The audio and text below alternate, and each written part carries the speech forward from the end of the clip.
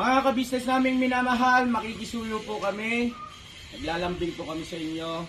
Kung maaari po sana ay pakisuportahan natin Analisa Reality Vlog. Analisa Reality Vlog. Hello mga kabayan, good morning. Magandang buhay po. Welcome po sa aking YouTube channel, Analisa Reality Vlog.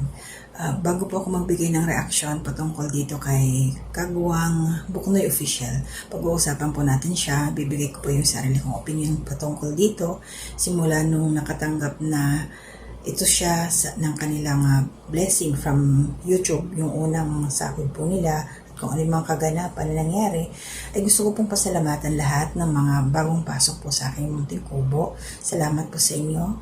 Ay yung mga silent viewers po, thank you. And yung mga nagla-like, nagko-comment, saka nagsishare, maraming salamat din po sa inyong lahat. And please, supportahan po natin ang ating pinuno, si Ka-Business Official po, and Papa Dins TV, at saka yung Ka-Business Family Channel po, na isa nila na at ito po ay hinahandle ngayon ni Boss Dave. So yun, tsaka shoutout na rin po sa lahat ng aking mga kasama, mga reactors dito. So ito po ay quick reaction lamang kasi medyo late na ho dito sa akin. So ano nga po ba yung nangyari kay Kuya Buknoy? Yun. So isa po ito siya sa unang batch na nagkaroon ng YouTube channel sa tulong po ni Ka-Business Official. At na-monetized, and then ngayon nakatanggap na po sila ng paunang sahod. Naipon po yun. At dahil na naipon, ito si Kagwang Buknoy Official, katulad po nung ginawa ni Bay Papaya, ay nag-share din po siya ng blessing, pasasalamat, payback time. Ayon sa kanyang kalooban, nag-abot po ito ng pambira nila Pinuno Ka-Business. Naghatid po sila ng bigas kasama po yung kanyang anak. At bago yun, kasama niya sa pamimili si yung anak niya, si Kia. Tapos meron pa silang isa pang vlog na si Ala Ate Mingay, yung buong family nandoon din. So yun nga, so dito natuwa si Pinuno Ka-Business. Kasi kumbaga hindi rin niya ito ni-expect. Kasi alam naman natin yung sitwasyon ni Kuya Buknoy sa kanyang kalagayan, and then mayroon din siya mga estudyante, may mga pinapaaral. Ilan yan? Si Dendeng. Tapos si Dodong, ayan pa si Kia, tapos yung isa pang batang lalaki. So maraming estudyante si Kuya Buknoy, plus ayan, nangungupahan pa sila. Pero hindi yun naging hindrance or ano bang tawag dito? In English pa naging sagabal yung kung ano man ang mga suliranin nila sa personal, sa pamilya. Nag-abot pa rin po ito sila ng share para doon sa Ka-Business family. So syempre si Pinuno Ka-Business bilang mentor nila, tuwang-tuwa. Kasi kumbaga yung itinuturo niya, yung pinapractice niya para sa kanyang mga kagwangs, ay nakikita niya na yung resulta. So yun na. And after that, ito na nga, nashare na ng blessing ang Ka-Business family. At itong huling upload ni, hindi pala huli kasi may kasunod na May upload niya si Kagwang Buknoy, isang araw na ang nakalipas, kaya bigyan ko na to siya ng reaction. Mayroon na siyang nabira. Ang sabi nga niya doon, unang mission, unang bira. So, sino po yung natimingan nila at sunerte nung araw na yon? Okay. So, walang iba kundi si Nanay Agnes na 63 years old na nagtitinda po siya ng mani, yung mga nakaripak-ripak na. Ang tawag ni Kuya Buknoy doon, sabi niya, hubad na mani, yung kulay puti. Yun. So, ang ginawa ni Kuya Buknoy, siyempre, paalam muna siya. Natural yun, magbibideo din. Kinausap na si nanay. At ito yun, pinakyaw niya yung lahat ng paninda. Si nanay nag-aalangan pa kasi nga, aside pala dun sa paninda niyang mani, mayroon pa siyang isang box na ballpen. So, pinakyaw nga ni Kuya Buknoy yung mani. Sabi ni nanay, kasi nga sana, isasabay na sa pag-uwi. Yun ang sabi ni Kuya Buknoy. Sabi naman ni nanay, naging open lang siya, naging totoo lang si Nanay Agnes. Sabi niya, hindi pa siya makaka-uwi, hindi siya makakasabay kasi magbebenta pa siya, kailangan maibenta niya yung mga ballpen. Isang box. So, ang ginawa ni Kuya Buknoy, kasi magagabi na rin, naawa siya, pinakyaw nila, kasama si Ate Mingay, shout out, at saka si Kia, nandoon. So, pinakyaw nila lahat ng paninda, Pati yung ballpen, tuwan-tuwa nga si Kia, syempre magagamit niya na yun. Parang sign pen yata yun eh. Binanata na nga yung money. Di ba? So, ayun, pinakyaw, worth 500 pesos lahat. And then, isa pang ginawa ni Kuya Buknoy dito, inabutan niya na si nanay ng bigas. Nag-abot siya, kasi nga, ito yung unang bira nila eh. At, nagkasundo sila na isabay na si nanay pa uwi para hindi na mamasahe. So, ayun, dumating na sila dun sa lugar ni nanay, Agnes. At ano pala yun, habang ganun, napag-alaman ni Kuya Buknoy, tinanong niya na wala nang, nandun nakatira si nanay sa anak niya. Na may mga anak din. Kasi ito si nanay, balo na siya. Kaya tumutulong siya sa kanyang anak para masuportahan din yung kanyang mga apo. Kasi ayaw niya sa kanya, yung anak niya, yung asawa daw nung umuwi na ng probinsya, pero tapos hindi na daw bumalik. Kumbaga, siguro, parang gano'n na rin, iniwan yung pamilya niya, parang gano'n. So, okay lang yun, bahala na sila doon. Sabay gano'n yun. So, ayun, nung nakarating na sila, Nanay Agnes doon sa lugar nila, sa bahay nila, na inupahan, meron pang isang senior citizen doon, pinsan ni nanay. Kaya ang ginawa ni Kuya Buknoy, nagdagdag siya ng additional na bigas. Dinagdagan niya kasi nakita niya na hindi lang pala si nanay at yung anak ang nandoon, meron pa palang iba. Meron silang ibang kasama. Kaya dalawang balat ang ibinigay niya. Para doon Kuya Buknoy, maraming salamat sa ginawa mo kasi tuwan-tuwa din si nanay eh. Kasi malaking tulong nga talaga naman yun. Ang mahal kaya ng bigas. Tuwan-tuwa siya.